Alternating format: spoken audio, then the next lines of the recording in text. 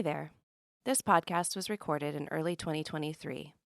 With the acknowledgement that our world and current events shift every day, we hope you enjoy this slice of life from our community's voices.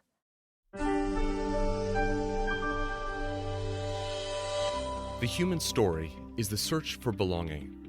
From childhood to adulthood, in joy and in struggle, we all sit in questions of how to make sense of it all. What is our place? Why are we here? What is our story of searching? Join us in conversation with community members, each sharing some of their own story. I am Ben Spratt, and this is Belonging. It is truly a joy to be in conversation with fellow congregant, beloved friend, Dr. Walter Weiss, known around here lovingly as Wally. And there are many, many ways and superlatives that we could heap upon you, Wally, certainly to elevate the legacy of your multi-generational family and the long history that you have in this congregation. We certainly could point to you professionally and what it is to be spending 30 plus years now as the director of child anesthesiology at NYU in Long Island, or perhaps to be able to look at the many ways that we get to see you growing up in this community and continuing to bring your presence into this community alongside Helen. And I would say in the journey of a rabbi, getting to think of those who are willing to lovingly care, embrace, support, and nurture fellow journeyers in this path. And it is a true joy to be in conversation with you today, Wally. Well, thank you very much for having me here. So we want to begin, as we always do, with this question. What is your search for belonging, Wally? I think that the way I would approach it is historically, for me, though my parents never would refer to themselves as Holocaust survivors, they certainly both fled Europe during the Holocaust. My father at 14 was on the Kindertransport and sent to England, never knowing if he would see his parents again. He ended up seeing them 8 years later in New York. And my mother fled Poland with her mother at the age of 14 almost, and never did see her father again. So I grew up on the Upper West Side with parents who were not necessarily totally comfortable in the United States. So my father did fight in the Second World War for the 10th Mountain Division, the illustrious 10th Mountain Division. But late 50s, early 60s on the Upper West Side, I remember my parents synagogue hunting when I was little. I clearly remember visits to Young Israel on 91st Street. And then I remember coming here with my parents and seeing Rabbi Newman standing on the bima, who, after having been in a bunch of other synagogues, this was the most un-Jewish place I'd ever been. There was, on the high holidays, there wasn't a kippah or a tallis to be seen in the sanctuary. Rabbi Newman spoke almost exclusively throughout the service in English. And I'm not sure that's what my father had in mind, but he said, I want my children to understand where they're from, where they're going, and to whom they belong. And he signed on the dotted line. And we've been here since I was about 9 or 10. I love this place. I was just very, very comfortable here. My kids like this place too, which is wonderful. So yeah, we're very happy here. So for your parents, sharing a journey where they got to see their world come apart and coming to a place where they hoped to build, I imagine, more of a feeling of security for you. Growing up, how did your parents talk about Europe and their own childhoods? My mother's father was the chief medical officer, owner, proprietor of a Jewish hospital in when he was born, the city was Lemberg. When my mother was born, the city was Lvov, and today we know it as Ukrainian Lviv.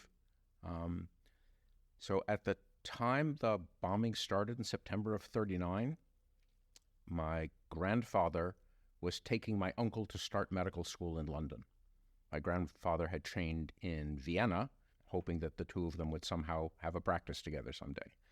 As the Germans approached that part of Poland, my mother and grandmother put everything they could into the family major car, which was the ambulance. It served as the ambulance for the hospital, and took one of the ambulance drivers, who they didn't even realize at the time they were fleeing until 6 months later, was in fact Jewish.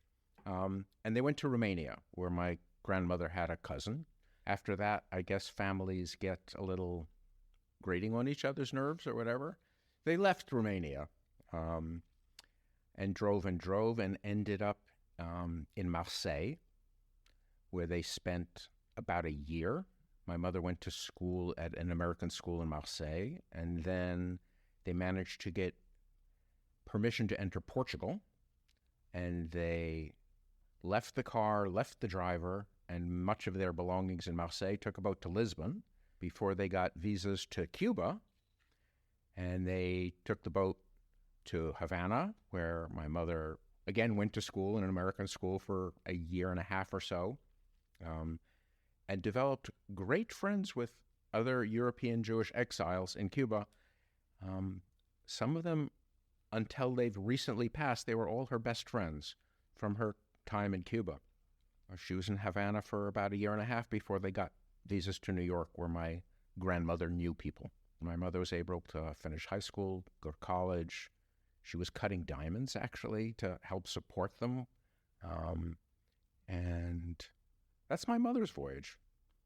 She and my father were introduced by mutual friends of my grandmother's closest friend, and my father's mother were actually both anesthesiologists at Beekman Downtown Hospital, two of the first women anesthesiologists in this country.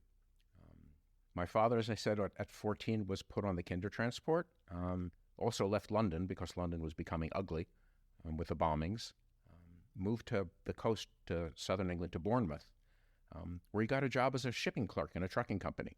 In 1942, his parents managed to get out of Munich, but his mother took a train to Lisbon with the family story as 52 shipping crates with the china, the silver, rugs, paintings, sculptures, art. And a week later, my grandfather flew commercially in 1942. He was a blonde-haired, blue-eyed Jew and was abducted by the Gestapo in Lisbon, and was held for about 10 days, which was not his first time. He was also arrested Kristallnacht in Munich, and was kept for a few days then. My grandmother managed to get him out. Nevertheless, he got out, and they made it on a steamer to New York a few months later. So for you growing up, your parents had made their way, certainly found this to be a home for them, the synagogue, the city. For you growing up, did you feel like the Upper West Side was your backyard? Did you feel that this was home and haven? 100%. So what was it like? It was very different then. I grew up on West End in 91st, and when I was 11, my parents moved to Central Park West in 88th, where my mother still lives. The distance between Central Park West and Broadway was a no man's land. And the only way we were allowed to go to Broadway was to go to 86th Street. You could go east and west on 86th, but not on any of the side streets because they were, quote, too dangerous. I'd never been on them. We weren't allowed to. I remember in high school, we had to do a museum trip, a field trip to the Brooklyn Museum. And I'd certainly been in the subway many, many times before, but I'd never been to Brooklyn. And I remember going with one of my classmates by subway to the Brooklyn Museum, and it was a massive adventure. I discovered that there were other parts of the city. I think many of us would say, what's the point of ever leaving the Upper West Side? I mean, you've got everything you need right here. Exactly. This is a major part of me, I think. When I graduated high school, I said, I'm getting out of the city. I'm never coming back to the city. You'd have to be out of your mind to ever want to live here. And I went to college undergraduate in Vermont. I went to graduate school in Connecticut. And then I went to medical school in Ireland. And most of that time, I still was convinced I would never come back to the city. And then I remember as I was finishing medical school, when I was interviewing for residencies, my first choice was to the University of Vermont, and I had a great interview there, and I had a lovely time there and a great day. And I remember it was snowing brutally the day of my interview, and at the end of my day there and all the interviews, the chairman of the chief of the residency said, are you staying in Vermont for a few days? And I said, no, I actually have a flight back to New York. And he said, I'll take you in my truck. And he put me in his pickup truck. And on the way to the airport, he said, we'd love to have you. You're a great candidate. But we have to tell you, if your goal is to come to the University of Vermont and stay here, there's a list of people who have graduated out of this program who are waiting for someone to die to get back here. So my advice is find a big city program, and you'll probably open your choices better than just being in Vermont. So I trained back in the city. I came back to the city, and I don't know if it was magnetism or what, but I've been here ever since. So tell us a little bit about the journey into medical school and the call of the doctor. I think many people would see this as the eternal hope that many Jewish parents would have of their children. Obviously, I broke from that and disappointed, I'm sure, my parents immensely. Somehow, obviously, you were able to feel that calling, and would love to hear more about what took you into this path. My parents and my grandmother, probably especially my grandmother, said essentially, you can be a doctor, or you can be a lawyer, or if necessary, an accountant. But the sum of it all is you never know when the Cossacks are coming over the hill. And that was my grandmother's philosophy. You never know when the Cossacks are coming, and you have to be able to pick up with what's between your ears and start life afresh somewhere else.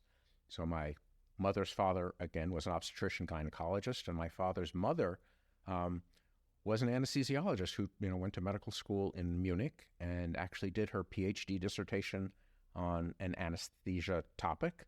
I actually have her thesis at home in German. The quest for science, the learning, I guess I was born with that. I had that at the University of Connecticut Health Science Center, doing research after my master's degree. And I shared my lab with an Italian pathologist that I became very, very good friends with. And he basically took me by the collar one day, smacked me on the head, and he said, you're European. He said, why are you not looking at European medical schools? Because you can get into them. And I said, well, I never thought of it. And we pulled out the WHO directory of international medical schools, where they also listed those approved by the United States government and those who took some Americans. And I picked 4 of them, the 3 French programs in Belgium, which were very, very good schools, and the Royal College of Surgeons in Dublin. Packed my suitcase, took my dad, and off we went to Brussels. And I looked around the University of Brussels, the University of Louvain, and the University of Liège, and they all basically said, you want a spot, you're in. And they also said, you really don't have to do the first year. You can just place out of the exams, go home, have your summer, take the exams in September. You can place out and start the second year of school. We came back to the States, and I called my boss in Connecticut, and I got my job back. And about 10 days later, I was in Connecticut, and my dad said, you just got a telegram from this place called the Royal College of Surgeons in Ireland asking if you're still interested. So apparently there was a mail strike in Ireland, which is not an unheard of thing. So there was no transatlantic mail at all coming to her from Ireland. And I said, yeah, I'm interested. So we called them, and I went, and I was there for the next 7 years. I stayed through my internship. And I imagine that there were some gifts that bloomed in Ireland. Yes, as my wife likes to say, I came home with more than my luggage. Yeah, actually, January of my first year, there is an annual conference of the Irish Medical Student Association. And the second night there, the Saturday night, there was a formal dinner for all the Irish medical students, one sober time of the weekend, briefly. And after the dinner, there was a dance, again, things I will never forget, a guitarist, an accordion player, and someone on the drums. They were quite appalling. But I was sitting down listening to the awful music, and I heard at the table right behind me a young woman's voice, clearly Irish, intelligently discussing with someone else Woody Allen films. So I turned around and joined in the conversation, and that, shall we say, the rest is history. So obviously then the beginning of you and Helen. Yeah. And as you move forward and think about the journey that then brought you both back here to New York and the beginning of a new chapter of belonging here, did it feel like just a continuation of childhood, or did this feel like this was a new New York that you were having to reacquaint yourself with, to fall in love with again? I've never actually thought of it that way, but you're entirely right. This was a continuation of my childhood. This was me back on the Upper West Side, back in this community, back in this congregation. Coming back to New York was sort of like, okay, you had your nasty teenage years, and then you realize that, this is where I belong. This is where I belong. I've always said to my friends and colleagues, all my colleagues on Long Island, I can live in the city perfectly well, and I can live in the woods. We have a house in Vermont. I live in the woods, but suburbia makes no sense to me. I can't live in suburbia. And their feelings are exactly the opposite, but that's okay. That's who I am. Look, and there's a reason why we get to see a world where we have people who inhabit almost every corner of it, and everyone hopefully eventually finds their place of belonging. Yep. For those of us who feel called into the beat of the concrete jungle, doesn't mean that there isn't the appreciation of wanting to also leave it from time to time. I'm curious for you, though, as you think back over your grandmother's philosophy that rippled a little bit into your parents, do you think the Cossacks are coming? Do you feel like the shadow that has crept into prior generations is still there, lingering, maybe even at the periphery of your own vision today? I don't think it's a very dark or deep shadow, but it's not gone. It is disconcerting to see the armed policemen in the holidays in front of the building, and to know that it's good to have them there. It's very sad to know that we have to have them there, but I'm glad they're there. I'm very happy we have our house in Vermont. There's actually a lovely little Jewish community growing in the state of Vermont, and we're 80 miles from the Canadian border, God forbid. So if we can pivot for a second, Wally, I'm really curious if we could dive a little bit more into the scientist and the doctor in you for a second. What of you today, when you think of the way you look at the world, is still shaped by that scientific method, by that lens of curiosity, by that sense of a universe of mystery and wonder? How does that come forward in your day-to-day life? I hate to say it, but it almost doesn't. Without ranting too much about medicine in the United States today, the system is broken. The desire for scientific inquest and inquiry and pursuit of excellence is, I guess I would say, not all that encouraged. We're being driven by protocols and metrics and evidence-based medicine. So evidence-based medicine basically means, how do you successfully treat the most people in the same way to get 2 standard deviations from the mean successfully treated? None of my friends went to medical school for that. If people were Chevrolets coming off the assembly line and everyone was the same, when that part breaks, you know how to fix that part, and it's the same for absolutely all the Chevrolets that came off the assembly line. Even though, the old saying in medicine, when you hear hoofbeats, you're supposed to think horses, because most of the time it's horses, but it's not always horses. And every once in a while, there will be a zebra in front of you or something else galloping by. I have the luxury at this point in my career to be able to tell them to go to hell. I treat my patients the way I think they need to be treated. I give the medications that I think they need, and I don't give the ones that I think are unnecessary, though they are given standardly to the vast majority of people for the vast majority of reasons. You know, I feel like for so many of us who embark on careers, there's a spark, a spirit that moves us, that motivates us. And along the way, invariably, we have organizations, institutions, protocols, procedures that strip away in many ways the very elements that sparked that journey. And I think it's really wonderful, actually, to have the example of how do we hold on to it? How do we reclaim that? How do we continue to feel like we ourselves are anchored in the things that we're devoting our life and time to? So how do you keep yourself centered on humanity? I mean, does it come easily? Do you have to pause for a moment and say, I can't just put this person into a diagnostic mold. I need to look at who they are as an individual. I mean, how do you do that? You know, when I have residents and students, and when I'm trying to teach, the science is all in the books, the graphs and the charts and the protocols. It's all in the books. What I can teach them is the humanity part of it. They don't teach doctors and residents and medical students to touch people with their hands. Everyone puts gloves on.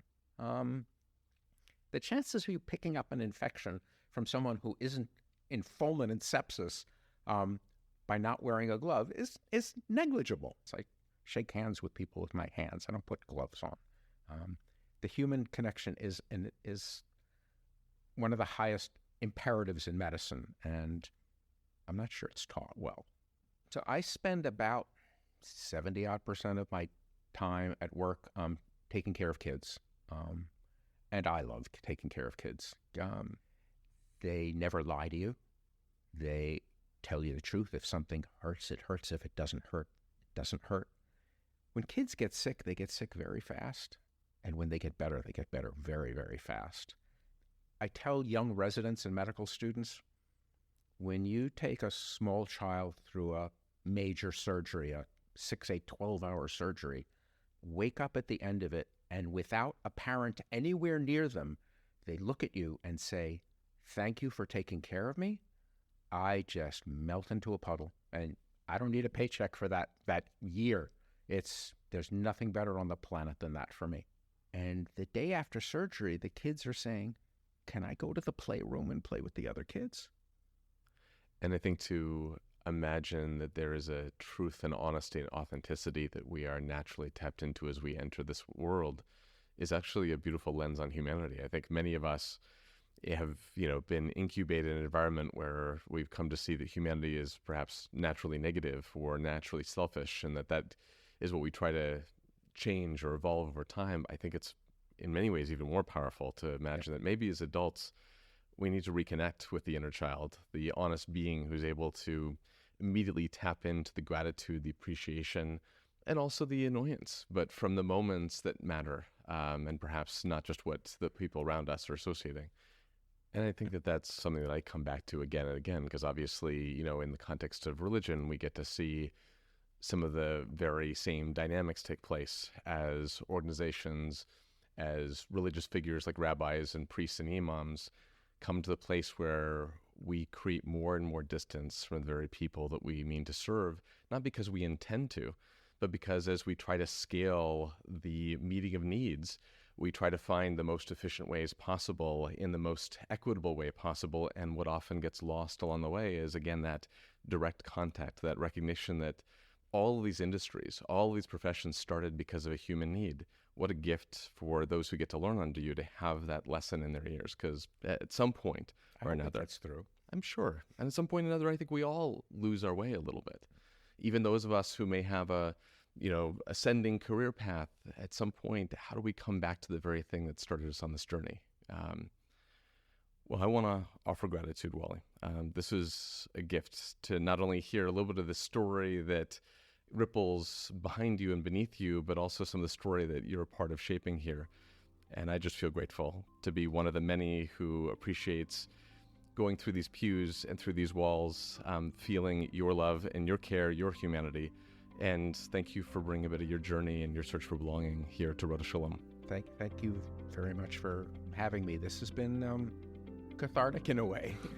I've very much enjoyed talking to you, and I appreciate it. Thank you for joining us and listening to this story of belonging. Stay connected with us on Facebook and Instagram. You can find me on Twitter at Ben H. Spratt. For more information about CRS, visit us online at rodefshalom.org.